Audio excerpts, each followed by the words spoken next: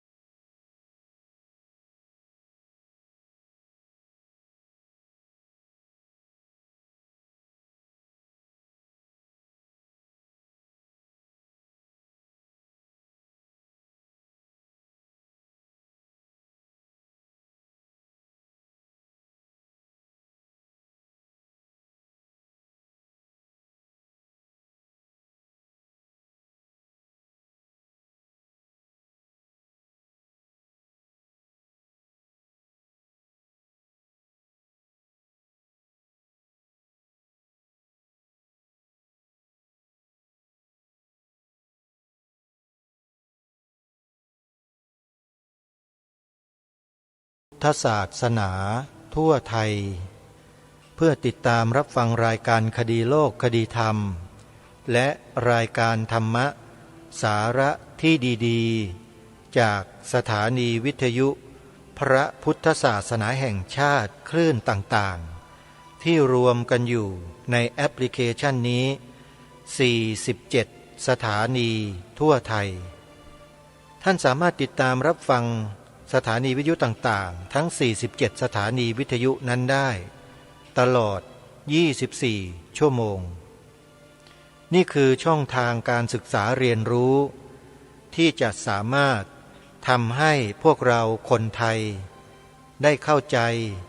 เข้าถึงหลักธรรมคำสอนของพระสัมมาสัมพุทธเจ้าอย่างถูกต้องตรงประเด็นเหมาะกับการเหมาะกับเวลาสถานที่บุคคลชุมชนวัฒนธรรมจารีตประเพณีของคนไทยของเราสถานีวิทยุเหล่านี้มุ่งนำเสนอแต่สาระที่เป็นประโยชน์ทั้งต่อตนเองต่อผู้อื่นต่อผู้ที่ไม่ได้นับถือศาสนาพุทธโดยตรงหรือผู้ประกอบการอาชีพต่างๆที่เป็นความเชื่อส่วนบุคคลหลักคำสอนในทางพระพุทธศาสนานั้นไม่ทำตนให้เป็นศัตรูกับใครญาติโยมเพราะฉะนั้นครูบาอาจารย์ที่ท่านศึกษาเล่าเรียนมาดีแล้วท่านก็จะนำหลักธรรมที่ถูกต้องที่ดีงามเหล่านี้แหละมาเผยแผ่ให้แก่พวกเราได้สดับรับฟังศึกษาเรียนรู้ไปด้วยกันเพื่อความสงบความร่มเย็นความเป็นธรรมความอยู่ร่วมกันอย่างสันติสุข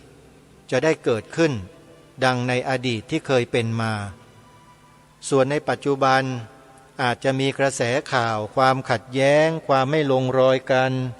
ความไม่เข้าใจกันอาจจะมีเกิดขึ้นมาบ้างก็เป็นเรื่องปกติธรรมดาของคนที่ยังมีกิเลสก็ ก็ย่อมมีการถกเถียงทะเลาะเบาะแว้งกันในข้อต่าง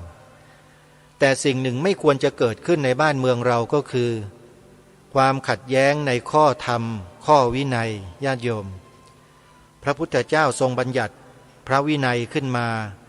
ทรงแสดงธรรมตรัสรู้ธรรมและทรงแสดงมานั้นไม่ได้มีเจตนาหรือวัตถุประสงค์ให้ชาวพุทธมาทะเลาะเบาะแว้งกันนะโยมนะจำหลักการนี้ของพระพุทธเจ้าไว้ให้ดีนะโยมถ้าใครกล่าวธรรมแสดงธรรมอ้างหลักธรรมคำสอนของพระสัมมาสัมพุทธเจ้าแล้วก็มาประกาศมาบอกอย่างโน้นอย่างนี้ทำให้สังคมเกิดความทะเลาะเบาะแว้งเกิดความแตกแยกขึ้นเมื่อไหร่อันนั้นไม่ใช่ธรรมไม่ใช่วินัยท่านสาธุชนทั้งหลายอันนี้เราต้องกำหนดจำไว้ให้ขึ้นใจเลยใครก็ตามที่กล่าวที่แสดงออกมาแล้วทำให้เกิดความขัดแย้งเกิดความสงสัยลังเลใจเกิดความศรัทธาเสื่อมลงไปเนี่ยนั่นแหละไม่ใช่ธรรมไม่ใช่วินัยธรรมวินัยของพระสัมมาสัมพุทธเจ้ามีไว้เพื่อให้เกิดความศรัทธาเลื่อมใสความมั่นคงในใจของผู้คนมีความเมตตากรุณาต่อกันไม่มีการกล่าวร้ายทำร้ายใครทั้งสิ้นอนูปคาโตอนูปวาโทญาติโยมนี่คือหลักการที่เราจะต้องช่วยกันสืบสารรักษาต่อยอดกันไว้อย่าให้ใครมาทำลายหลักการที่ดีงามถูกต้องเหล่านี้ของเรานะโยมนะเพราะฉะนั้นการฟังจึงเป็นการแก้ปัญหาในเบื้องต้นที่ถูกตรงที่สุดเพราะถ้าเราไม่ฟังเราก็จะไม่มีการศึกษาเรียนรู้เมื่อเราได้ฟังได้ศึกษาเรียนรู้แล้ว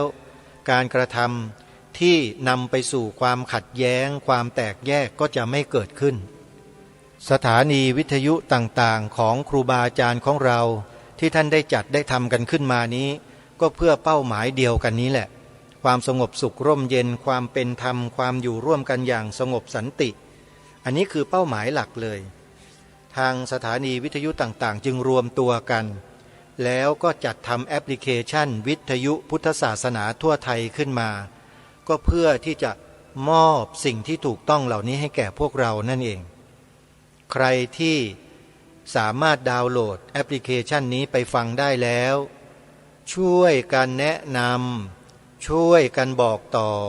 ให้พี่น้องชาวพุทธของเราเนี่ยได้ดาวน์โหลดแอปนี้ไปติดตามรับฟังกันอย่าให้ใครมาแอบอ้างหลักธรรมคำสอนของพระสัมมาสัมพุทธเจ้าแล้วมาสร้างความขัดแย้งทะเลาะเบาะแว้งแตกแยกให้หมู่ชาวพุทธของเรากันนะโยมนะเราจะต้องช่วยกันเนี่ยอย่างน้อยการที่เราจะช่วยได้ก็คือต้องฟังโยมฟังครูบาอาจารย์ของเราที่ท่านจัดรายการที่ท่านออกรายการที่ท่านนำมาเปิดธรรมะอะไรต่างๆในสถานีวิทยุต่างๆเหล่านี้แหละที่จะทำให้เรานั้นอยู่ร่วมกันอย่างสงบร่มเย็นเหมือนอย่างเดิมได้แต่ถ้าไปฟังคนอื่นที่เขาแสดงออกในลักษณะที่แปลกแยกออกไปนั้นแล้วมันเกิดความแตกแยกความไม่ลงรอยกันเนี่ยเราต้องงดเราต้องเลิกแล้วหันกลับมาฟังในสิ่งที่ดีสิ่งที่ถูกต้องร่วมกันเพื่อความเจริญมั่นคงของสังคมของเราสืบต่อไปนี่ขอฝากไว้นะเพราะนั้นช่วยกันบอกต่อช่วยกันแนะนำเพื่อนๆญาติพี่น้องให้เขาได้สดับรับฟังสถานีวิทยุในแอปพลิเคชันนี้โยมแอปพลิเคชันที่ชื่อว่าวิทยุพุทธศาสนาทั่วไทยอนุโมทนาบุญทุกท่านในเดือนพฤศจิกายนนี้ยังมีงานบุญกฐินให้เราได้มีส่วนร่วมกันอยู่นะโยมนะหลายๆวัดก็ได้ทำการถวายผ้ากฐินกันไปแล้วในวันเสาร์อาทิตย์ที่ผ่านมา18 19 20ก็ยังเหลือเดือนพฤศจิกายนนี้ก็มีวัดสามชุกวัดศรีอุดมวงศ์วัดฝายหินสำหรับวัดศรีอุดมวงศ์นะโยมนะจัดถวายผ้ากฐินในวันที่2-3 พฤศจิกายนท่านใดที่ยังไม่ได้ร่วมบุญกับทางวัดศรีอุดมวงศ์ก็สามารถร่วมบุญกันได้สามารถโทรศัพท์สอบถามที่หมายเลข089 840 4968 วัดฝายหินถวายผ้ากฐินในวันที่3 พฤศจิกายนตรงกันกับวัดศรีอุดมวงศ์แต่อยู่คนละจังหวัดวัดฝายหินนั้นอยู่ที่อำเภอเมืองจังหวัดเชียงใหม่ถวายผ้ากฐินวันที่3 พฤศจิกายนสามารถโทรศัพท์ร่วมบุญกับทางวัดฝายหินได้ที่หมายเลข087 915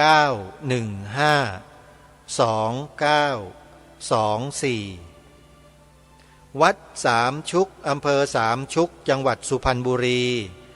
ถวายผ้ากฐินวันที่9 พฤศจิกายนโยมแล้วก็มีบวชเนกขัมมะนุ่งขาวห่มขาวถือศีล8ไปจนถึงวันที่12 พฤศจิกายนเลยใครจะไปร่วมบวชนุ่งขาวห่มขาววัดสามชุกจัดให้ญาติโยมนะไปร่วมถวายผ้ากฐินวันที่9วันที่9ถวายกฐินเสร็จก็บวชเนกขัมมะต่อเนื่องกันไปจนถึงวันที่12 พฤศจิกายนเลยโทรศัพท์ร่วมบุญกับวัดสามชุก089 000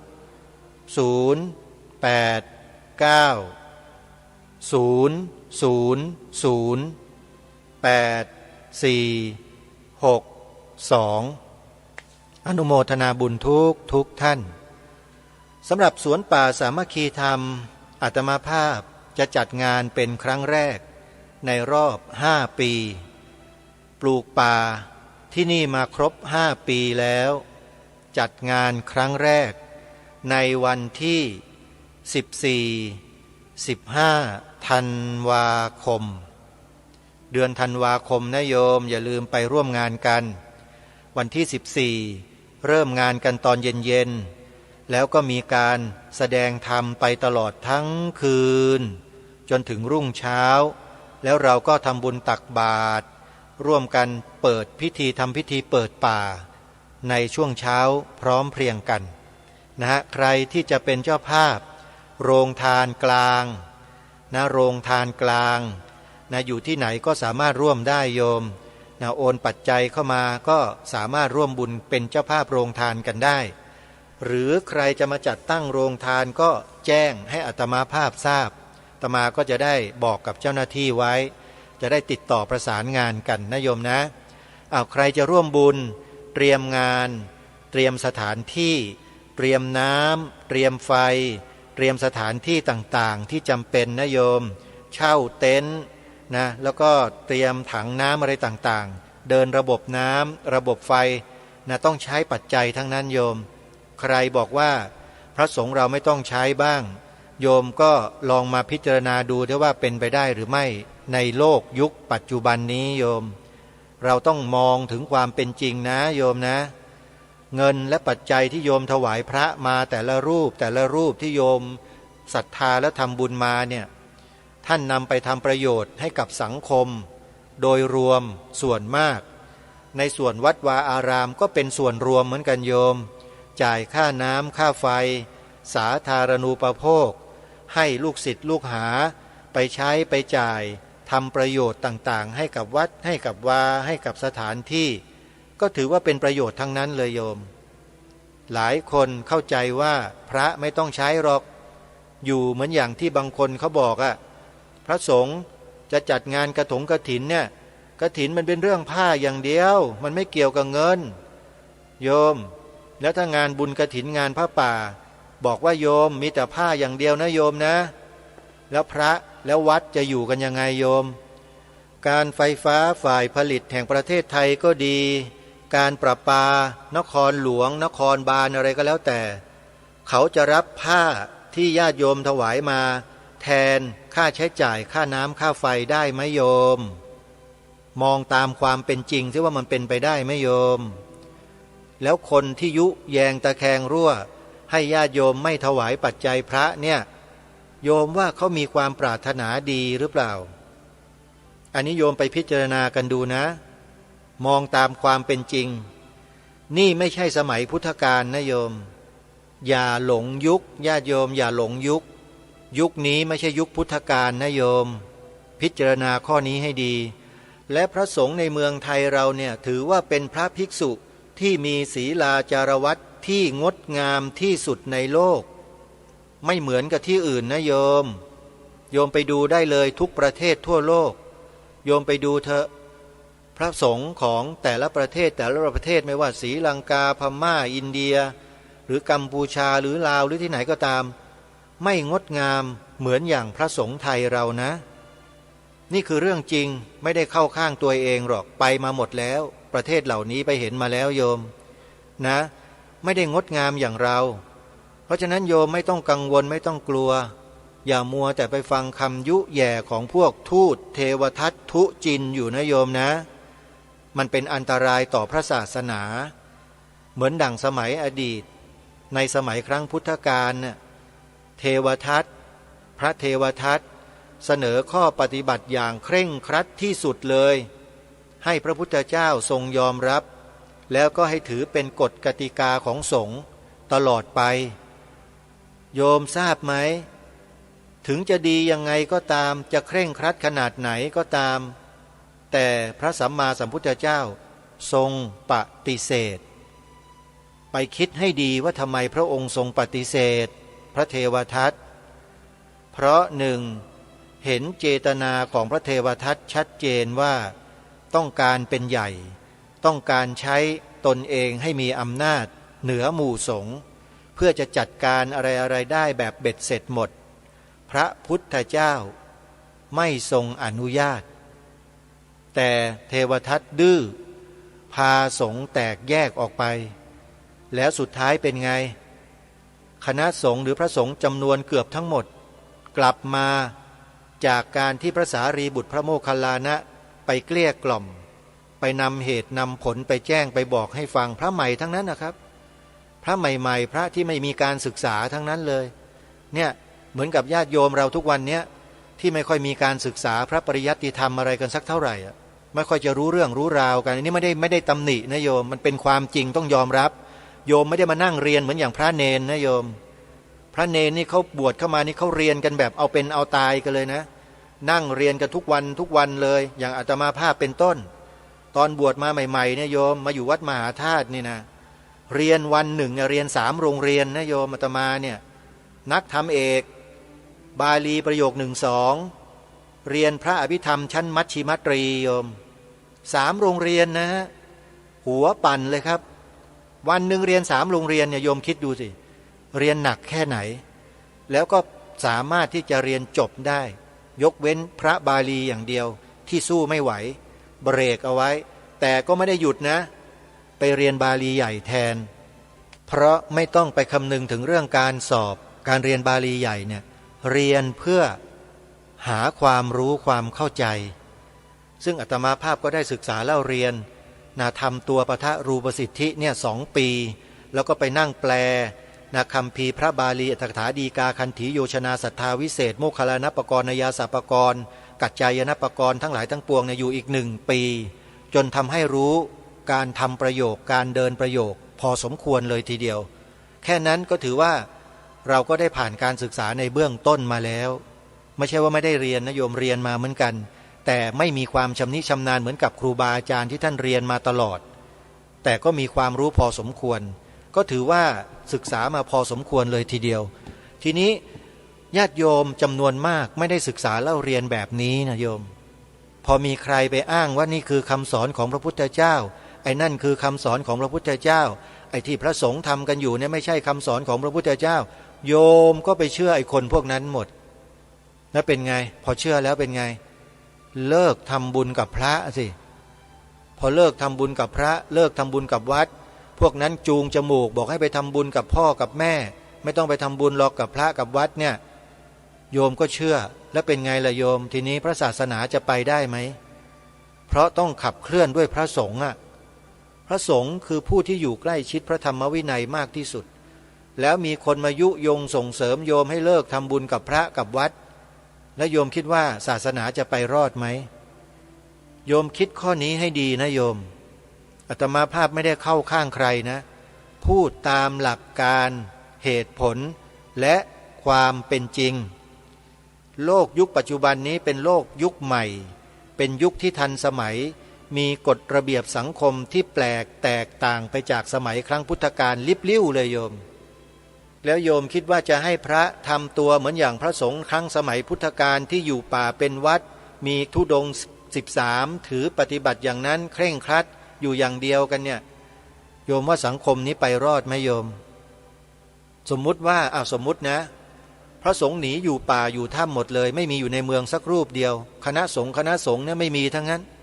ไม่ให้มีเหลือเลยพระสงฆ์ในสังคมเมืองเนี่ยไม่ต้องอยู่ไปอยู่อรัญญวาสีให้เรียบเลยแล้วไม่ยุ่งเกี่ยวตัดขาดจากโยมให้หมดแล้วปัจจัยไม่ต้องไปยุ่งอยู่กันไปแบบธรรมชาติตามอัตภาพบิณฑบาตฉันทุกวันก็มีแต่ข้าวกับอยู่แค่นั้นนะโยมไม่ต้องมีอะไรนะสังคมอะไรเป็นอะไรยังไงไม่ต้องไปยุ่งไปเกี่ยวไม่ต้องไปศาลไม่ต้องไปอะไรต่างๆโยมว่าศาสนาพุทธไปรอดไหมแล้วโยมจะเชื่อตามคนเหล่านั้นต่อไปไหมล่ะพิจารณาดูให้ดีนะโยมพิจารณาดูให้ดีอาตมาไม่ได้ยุแยงแต่แข็งรั่วแต่กำลังจะชี้แนะบอกกับญาติโยมถึงความเป็นไปได้และความเป็นจริงไม่ใช่หมายถึงว่าไปฟังใครก็ไม่รู้ทั้งที่สิ่งนั้นมันเป็นไปไม่ได้จะอยู่กันยังไงพระวัดไม่มีปัจจัยแล้วจะอยู่ยังไงค่ากระแสไฟฟ้าค่าน้ำค่าสาธารณูปโภคการเดินทางการเรียนการศึกษาอะไรต่อมิอะไรใช้ปัจจัยทั้งนั้นโยมพระบาทสมเด็จพระเจ้าอยู่หัวทรงมีกองทุนเล่าเรียนหลวงถวายพระสงฆ์ถวายนิตยพัฒน์คือเงินเดือนพระสงฆ์ทุกเดือนเจ้าคณะพระสังฆาธิการเนี่ยโยมรู้ไหมปัจจัยได้มาจากน้ำพระราชหฤทัยของพระมหากษัตริย์ใครที่ตำหนิการถวายปัจจัยพระเท่ากับตำหนิใครนะโยมดูสิคิดดูให้ดีที่ว่าตำหนิใครนะคนพวกนี้ตำหนิใครโยมเข้าใจหรือยังเนี่ยนะมองให้เห็นความจริงนะโยมมองให้เห็นนะไม่ใช่ไปหลงเชื่อเป็นตุเป็นตะโดยที่ตนเองก็ไม่รู้เรื่องรู้ราวอะไรเลยไม่รู้ถึงคำสอนของพระสัมมาสัมพุทธเจ้าที่ถูกต้องแท้จริงว่ามีอะไรบ้างคนพวกนี้ที่มายุแยงแต่แคงรั่วชาวพุทธเราอยู่เนี่ยพวกนี้ไม่ได้ศึกษาเหมือนอย่างพระสงฆ์เหมือนกับคณะสงฆ์ในสมัยนี้นะไม่ใช่นะไอ้พวกนี้อย่างที่อาตมาภาพเคยพูดว่าขี่เมฆมามันขี่เมฆมาปุ๊บมันก็อวดศักดาเลยว่าข้าพเจ้าเนี่ยแหละเป็นผู้รู้เป็นผู้ที่กำคำสอนพระพุทธเจ้าไว้แต่เพียงผู้เดียวนี่ต้องแบบนี้คำสอนพระพุทธเจ้าถ้าอย่างนี้ไม่ใช่เนี่ยเป็นอย่างนี้คนพวกนี้โยมไปสังเกตให้ดีเนี่ยมาแบบนี้ก็เลยมาเหนือเมฆแต่ปรากฏว่าใต้เมฆมันมีอะไรแหลมๆอยู่ด้วยนะมันจะพุ่งขึ้นไปเมื่อไหร่ยังไม่ทราบเหมือนกันนะก็ต้องคอยดูเวลาระยะทางพิสูจน์ม้าการเวลาพิสูจน์คนญาติโยมถ้าหากว่าพระสงฆ์ในเมืองไทยเราไม่ดีจริงนะไม่ดีจริงก็จะรักษาพระศาสนามาจนถึง 2,600 กว่าปีถึงวันนี้ไม่ได้นะโยมว่าจริงไหมพิจารณาให้ดีว่าจริงไหมแต่คนเหล่านี้มาจากไหนอะ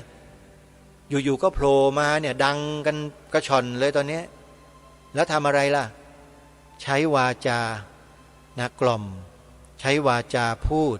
ใช้วาจาชักชวนใช้วาจาชักชวนชักจูงให้คนในสังคมเนี่ยแตกแยกกันชัดเจนจริงไหมคนมาถกเถียงกันแล้วตอนนี้เถียงเรื่องธรรมะอย่างโน้นธรรมะอย่างนี้อย่างนั้นไม่ใช่ธรรมะพระพุทธเจ้าตรัสต้องแบบนี้ไอ้อย่างที่พระทำนั้นไม่ใช่อย่างโน้นอย่างนี้เห็นไหมโยมแล้วโยมจะไปสู้อะไรเขาได้โยมก็ไม่ได้มีการศึกษามาเหมือนอย่างพระมีการศึกษามากกว่าคนพวกนี้ด้วยซ้ำไปแต่พระท่านไม่มาต่อล้อต่อเถียงหรอกโยมเพราะมันไม่ใช่สมณะสารูปที่จะมานั่งถกนั่งเถียงอะไรกับพวกคฤหัสถ์หัวดำพวกนี้ศีลก็ไม่ครบมันบอกว่าไงรู้ไหมไอ้คนที่ไม่ใช่พระเนี่ยมันบอกว่าไม่จำเป็นจะต้องไปสมาทานหรอกศีลเสริญน่ะศีลเราก็มีเองได้ทำให้เกิดขึ้นเองได้นั่งอยู่เฉยๆก็มีศีลอาตมาภาพก็ไปฟังครูบาอาจารย์ผู้รู้นะท่านศีลแล้วบอกว่าตนเองก็มีศีลได้เนี่ยมันต่างกันอย่างไรแล้วท่านก็อุปมาอุปไมยว่าไงรู้ไหมโยมพวกวัวพวกควายที่มันกินแต่หญ้ามันไม่กินสัตว์ไม่กินเนื้อมันก็ไม่ได้ทำลายสัตว์อื่นศีลข้อที่1ปาณาติมาตามันก็มีได้ไม่ขโมยไม่กล่าวคำเท็จไม่ไปประพฤติผิดในกามไม่ดื่มสุราเมรัย งัวควายมันก็มีศีลได้ละสิมันก็ไม่ได้เห็นต้องสมาทานศีลอะไรเลยมันก็มีศีลได้ใช่ไหมแต่ความเป็นจริงแล้วการที่จะมีศีลได้นั้นจะต้องมีองค์ประกอบ1 2 3 4 5 6ท่านก็ว่าไป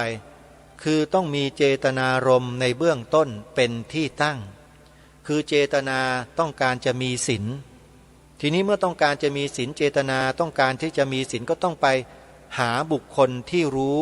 ที่เข้าใจในเรื่องของศีลเพื่อจะขอให้ท่านเนี่ยกล่าวให้ญาติโยมรับศีลเหล่านั้นโดยความตั้งใจนี่เขาเรียกว่าเจตนาที่มีความตั้งใจจะมีศีลมันเกิดขึ้นจากจิตและเจตสิกเหล่านี้ที่มีเจตนาอันชัดเจนที่เป็นกุศล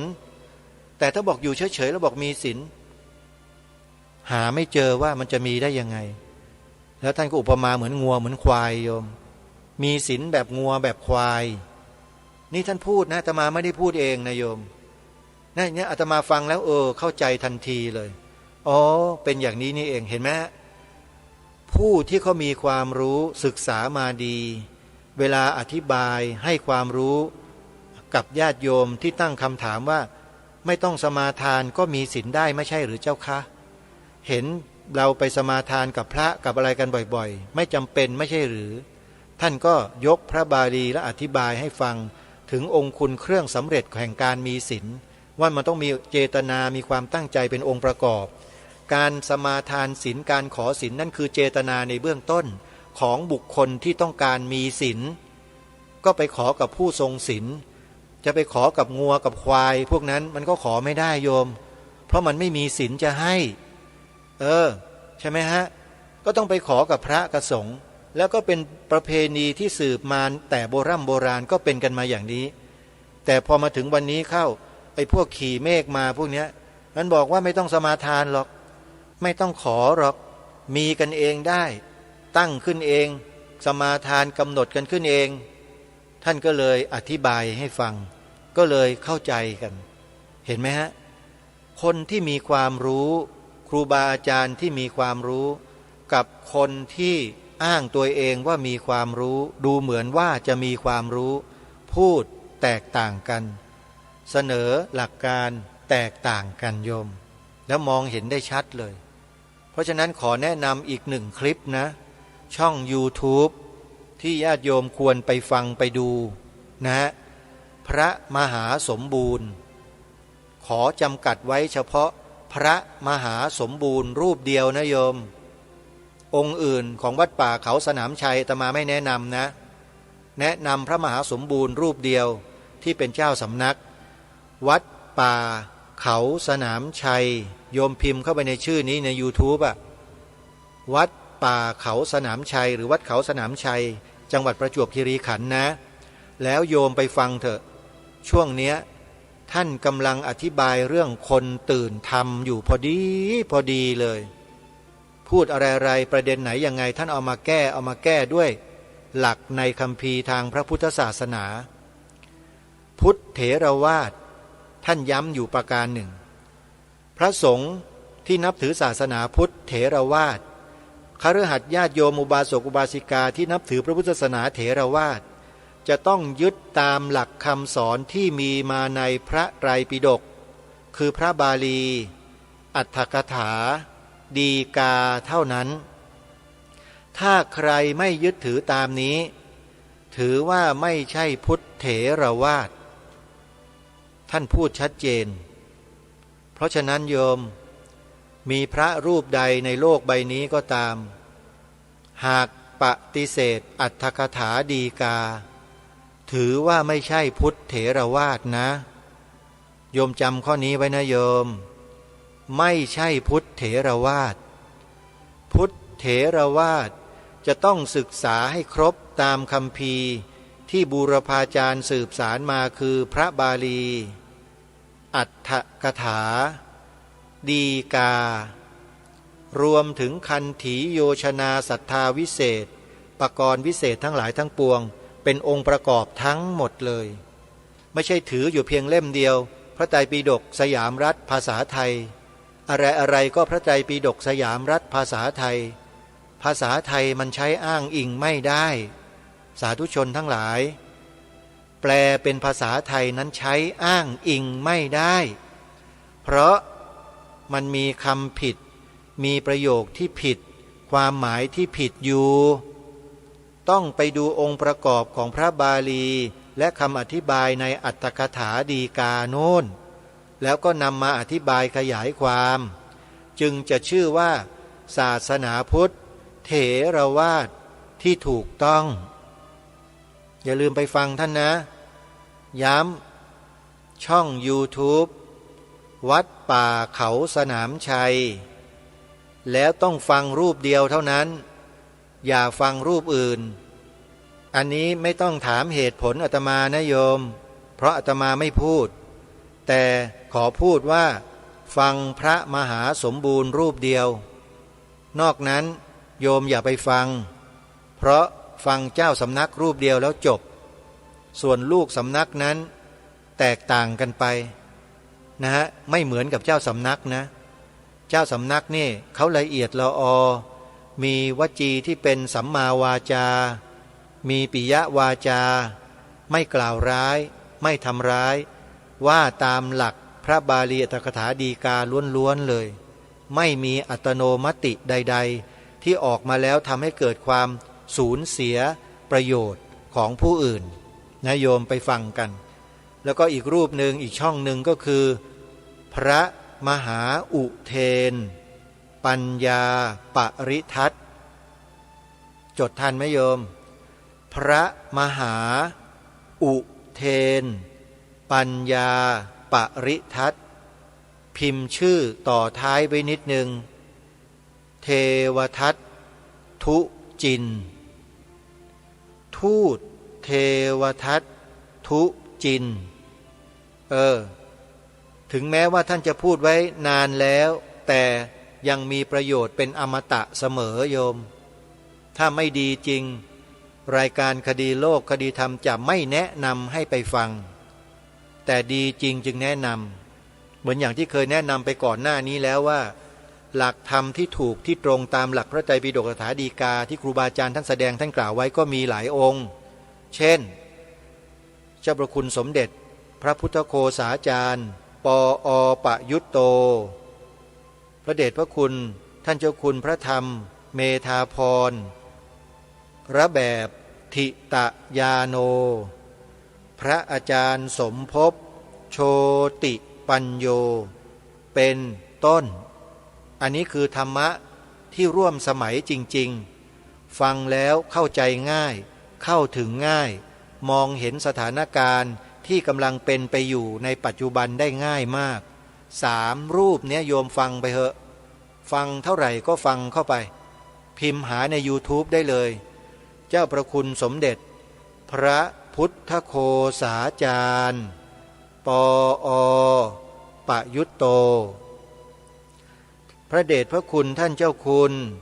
พระธรรมเมธาพรระแบบทิตยาโนพระอาจารย์สมภพโชติปัญโยรายการนี้แนะนำให้ท่านผู้ฟังไปฟังกันและถ้าเป็นผู้ที่แก้ปรปวาทได้อย่างเฉียบคมก็มีอยู่2 องค์เท่าที่เห็น1พระมหาอุเทนปัญญาปริทัศน์คลิปที่มีคำต่อท้ายว่าทูตเทวทัตทุจินนะทูตเทวทัตทุจินพระมหาอุเทนปัญญาปริทัศน์ปรริยนธรรม9ประโยคโยมอาจจะถามว่าอยู่วัดไหนท่านบอกวัดหน่อยดิวัดชนะสงครามท่านอยู่วัดชนะสงครามโยม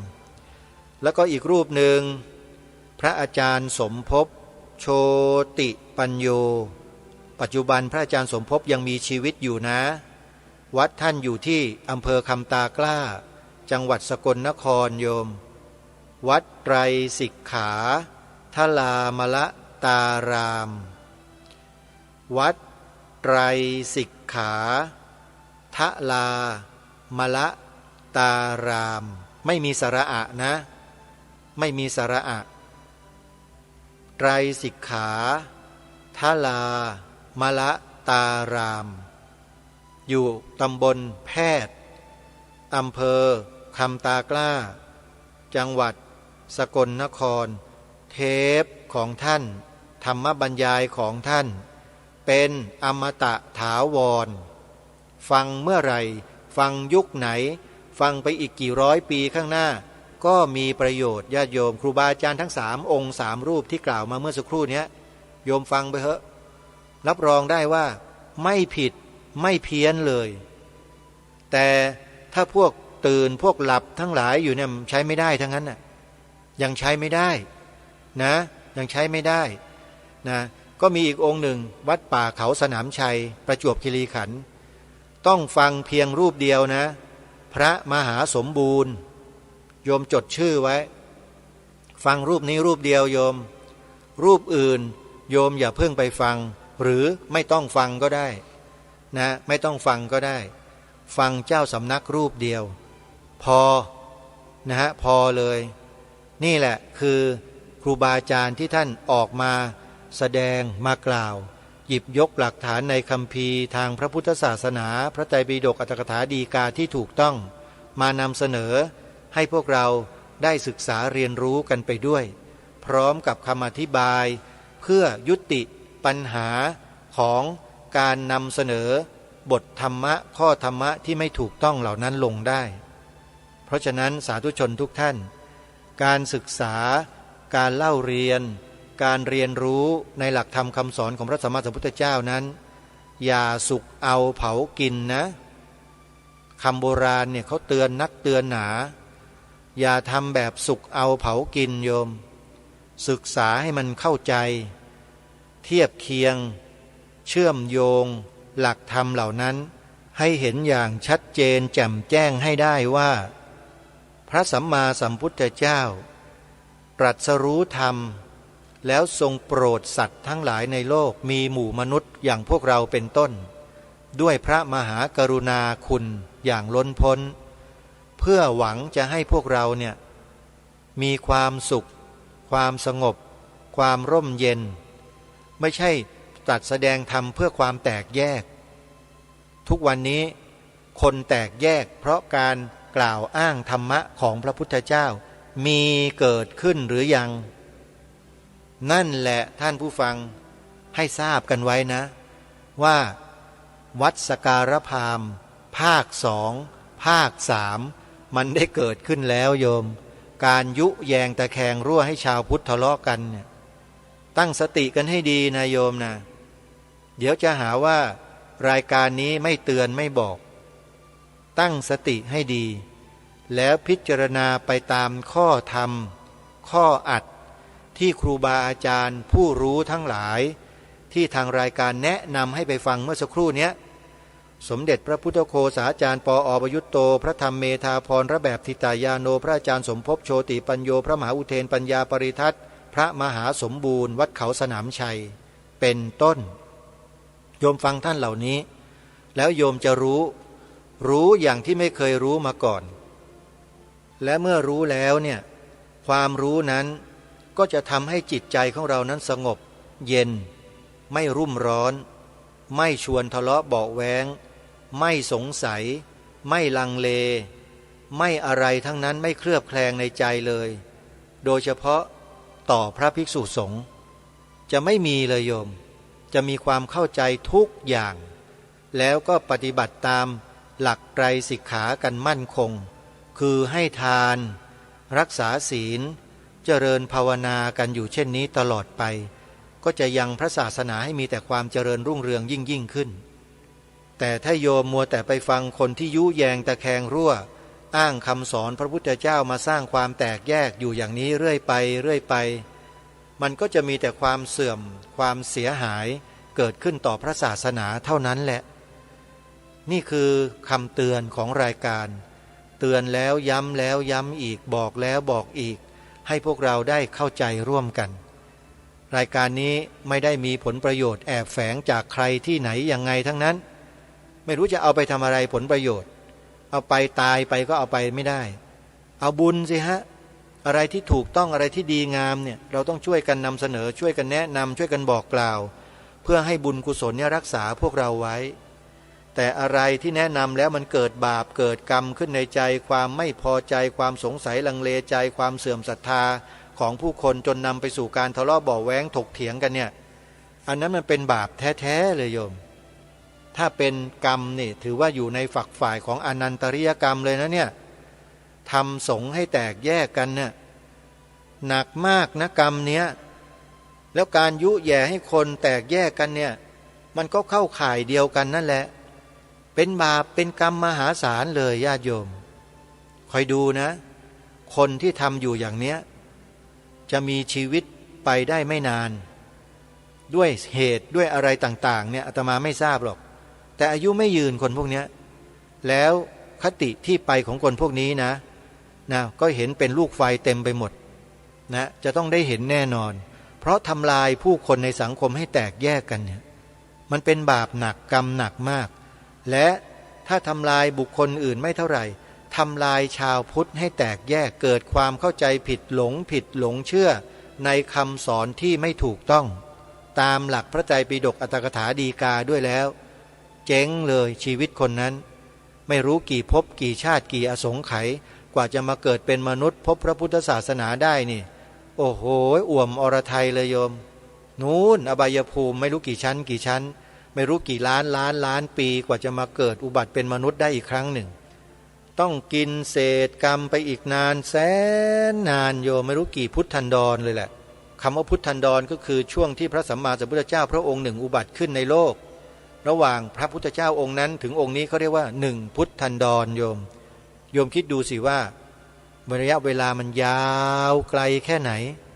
ใช่ไหมฮะเพราะนั้นอย่าประมาทนะโยมนะการฟังเนี่ยสำคัญนะการฟังกับการดูตากับหูของคนเราเนี่ยถ้าไม่สำรวมไม่ระวังเนี่ยเดี๋ยวเชื้อพิษต่างๆมันก็เข้าหูเข้าตาเรามันก็ไปทำลายจิตใจของเราจากที่มีความศรัทธามีความเลื่อมใสมีจิตใจอ่อนโยนมีเมตตากรุณากลายเป็นผีเป็นเปรตไปโดยไม่รู้ตัวเลยเกลียดพระไปเลยเนี่ยเอามียังลองคิดดูถ้ามีไหมในใจเราเนี่ยในใจของเราเนี่ยมีหรือยังเริ่มมีความลังเลสงสัยลังเลมีความไม่แน่ใจกับพระสงฆ์ในยุคปัจจุบันเนี่ยมียังความรู้สึกนี้มีไหมถ้ามีนั่นแหละคืออาการติดเชื้อในกระแสจิตติดได้ยังไงก็ตากับหูมัวแต่ไปเสพสื่อแมลงวันพวกนี้อยู่ทำไมจึงเรียกว่าสื่อแมลงวันล่ะก็มันยุแยงตะแคงรั่วสร้างความแตกแยกความทะเลาะเบาะแว้งถกเถียงกันในข้อธรรมข้อวินัยให้คนไทยชาวพุทธเราทะเลาะกันจึงชื่อว่าสื่อแมลงวันไงโยมเข้าใจนะที่รายการให้ฉายามาโดยตลอดพวกสื่อแมลงวันทั้งนั้นสร้างความยุยงส่งเสริมให้เกิดการทะเลาะเบาะแว้งถกเถียงแล้วแตกแยกกันในที่สุดแล้วก็ทำลายล้างกันนี่คือความอันตรายของชาวพุทธในยุคดิจิตอลยุคปัจจุบันนี้เทคโนโลยีที่เราได้สัมผัสได้ใช้ได้อะไรกันอยู่เนี่ยเราคิดว่าทันสมัยแล้วใช่ไหมแต่มันยังจะมีความทันสมัยมากกว่านี้อีกเป็นพันเท่าเลยโยม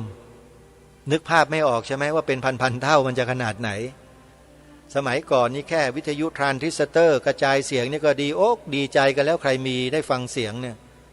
พอผ่านมาพัฒนาเป็นแผ่นเสียงพอเป็นแผ่นเสียงเสร็จพัฒนาขึ้นมาเป็นเทปคาสเซ็ตพอเทปคาสเซ็ตก็เป็นแผ่นซีดี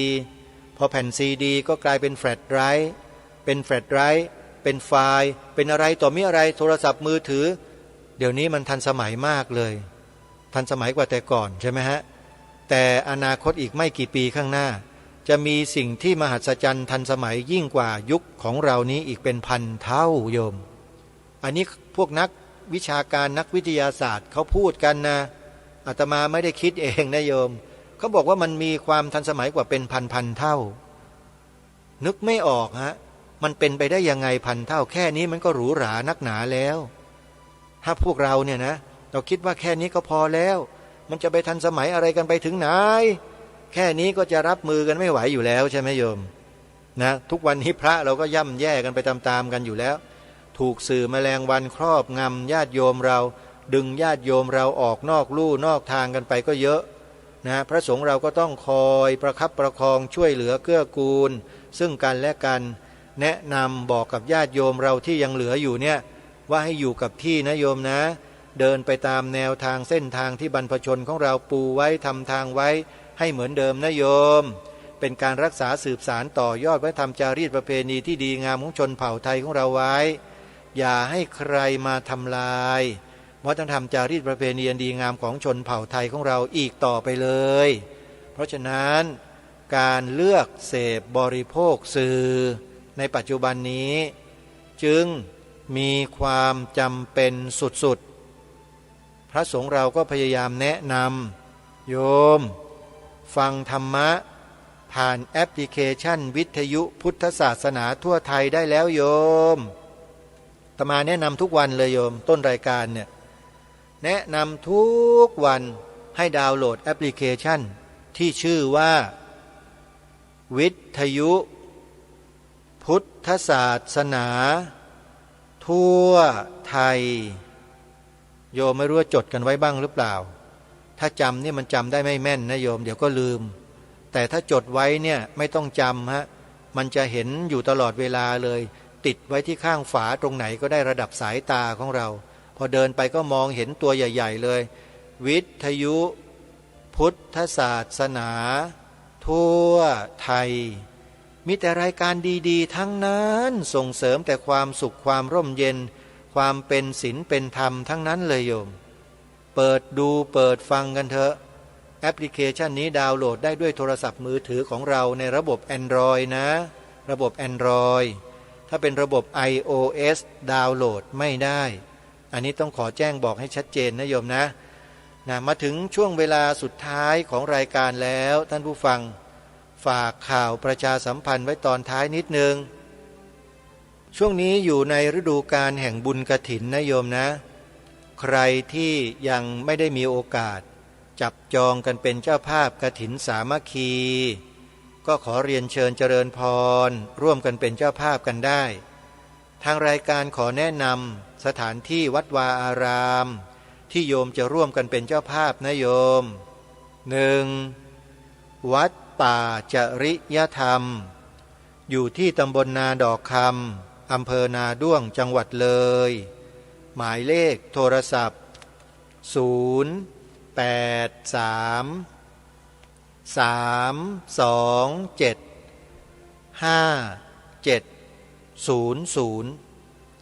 083-327-5700วัดหนองกาย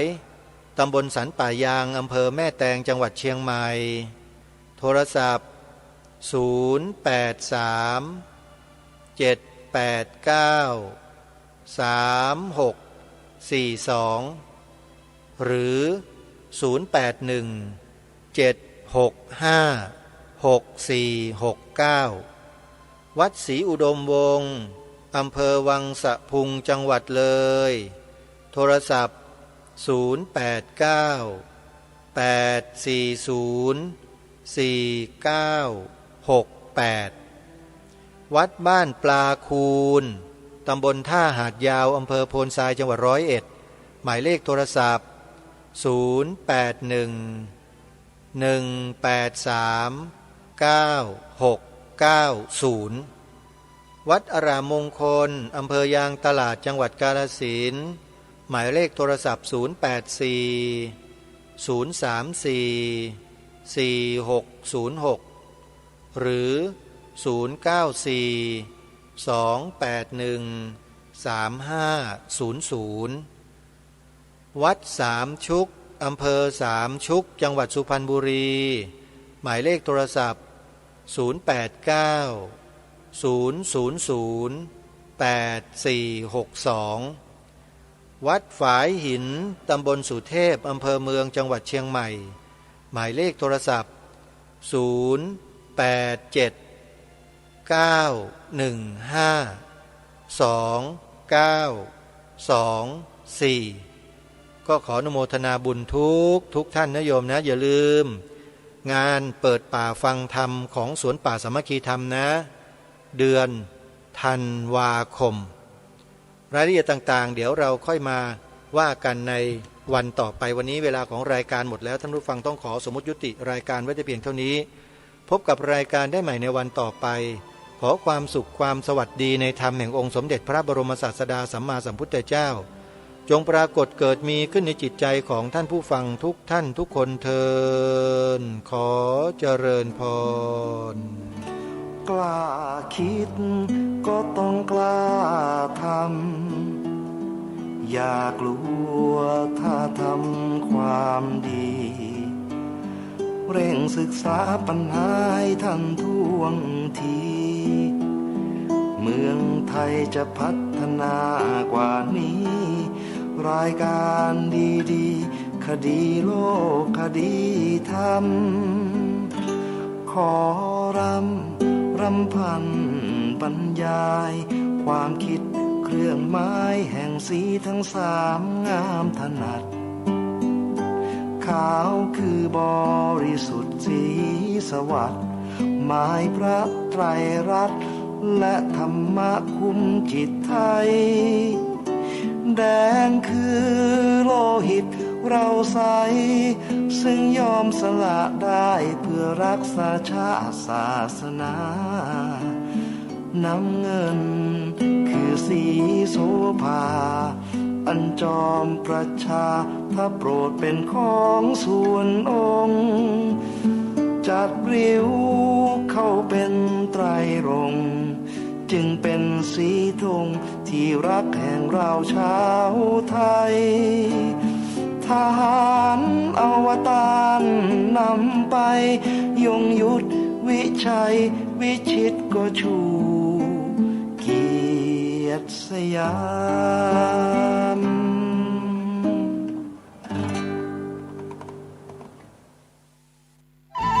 ที่จบไปแล้วนั้นเป็นรายการคดีโลกคดีธรรมดำเนินรายการโดยพระครูปลัดณรงค์ฤทธิ์กฐินทานคือสังฆทานบุญข่าวสารเพื่อการประชาสัมพันธ์งานบุญงานกุศลพิธีทำบุญทอดกฐินมหาวิทยาลัยเชียงใหม่ประจำปีพุทธศักราช 2567 ตรงกับวันเสาร์ที่ 2 พฤศจิกายน ณ วัดฝายหิน ตำบลสุเทพ อำเภอเมืองเชียงใหม่ จังหวัดเชียงใหม่ 9 นาฬิการวมตัวนักข่วงวัฒนธรรมมหาวิทยาลัยเชียงใหม่ตั้งขบวนแห่องค์กฐินและบริวารของมหาวิทยาลัยเชียงใหม่ขบวนแห่องค์กฐินและบริวารจากทุกคณะสถาบันสำนักและส่วนงานต่างๆพร้อมกันชมการแสดงของชมรมพื้นบ้านล้านนาสโมสรนักศึกษามหาวิทยาลัยเชียงใหม่ 9 นาฬิกา 39 นาทีเคลื่อนขบวนแห่องค์กฐินและบริวารเข้าสู่วัดฝายหินมหาวิทยาลัยเชียงใหม่อธิการบดีและผู้แทนผู้บริหารถวายผ้าห่มพระพุทธปฏิมาประธานในพิธีจุดธูปเทียนบูชาพระรัตน